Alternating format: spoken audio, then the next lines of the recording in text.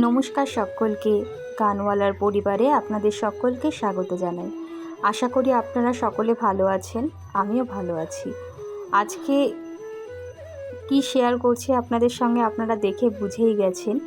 আমি এরকম প্রজাপতি দেখলেই ভিডিও করি। যখন আমি ভিডিও করা স্টার্ট করিনি তখনও করতাম, মনে হলে ফেসবুকে ছাড়তাম, না হলে পোস্ট করতাম না। তবে এখন এরকম পেলেই আমি ভিডিও করি আর আপনাদের সঙ্গে আমি শেয়ার করি। তো আমি পড়ছিলাম, হঠাৎ করেই এনাকে দেখতে পাই, তখনই ভিডিও করা শুরু করি। আগেও একটা ভিডিও আমি করেছি, সেটা অনেকটা বড় ছিল, মানে সেই প্রজাপতিটা অনেকটা বড় ছিল, এটা অনেকটাই ছোট, তবে দেখতে খুবই সুন্দর।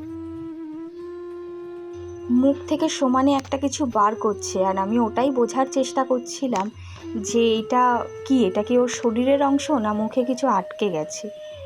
তারপরে যেটুকু বুঝতে পারলাম যে এটা ওরই শরীরের কোনো একটা অংশ।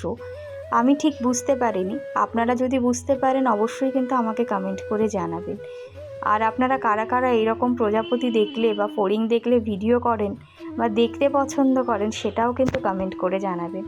যখন ছোট ছিলাম তখন ফড়িং ধরতাম, ধরে কচু গাছের রস খাওয়ালে না খানিকটা ঝিম দিত, ভাল লাগতো। তারপর খানিকক্ষণ পর সে উড়ে যেত। মনে পড়ে যায় এগুলো দেখলে অনেক ছোটোবেলার কথা। গাটা ওর হলুদ রঙের, ভীষণ সুন্দর। আর এই প্রজাপতি দেখলে না আমার বারবারই একটা কথা মনে হয় যে শুঁয়োপোকা থেকে এদের জন্ম। শুঁয়োপোকা তো দেখতে কীরকম আর কি ভয়ঙ্কর, তবে সেই ভয়ঙ্কর একটা প্রাণী থেকে এত সুন্দর একটা প্রাণী হয়। কি সৃষ্টি না!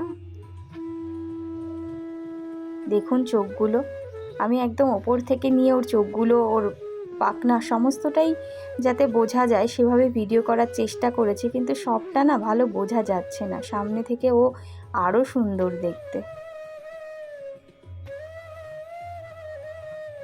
এইসব দেখলে আমি ঠান্ডা হয়ে বসে থাকতে পারি না, আমাকে ভিডিও বানাতেই হবে। যখন যখন এরকম ফোন ছিল না তখন এমনি নিজেই দাঁড়িয়ে দাঁড়িয়ে দেখতাম, আর এখন ভিডিও করে ফেসবুকে রেখে দিই যাতে স্মৃতি হিসাবে থেকে যায়, আমিও পরে আবার দেখতে পাই। এরকম গোল গোল চোখ করে তাকাচ্ছে দেখুন। এতবার ওর মুখের কাছে আমি ক্যামেরাটা নিয়ে গেলাম, তাও বুঝতে পারলাম না যে ওর মুখে ওইটা কি। আমার যতদূর মনে হলো ওটা ওর শরীরেরই কোনো অংশ।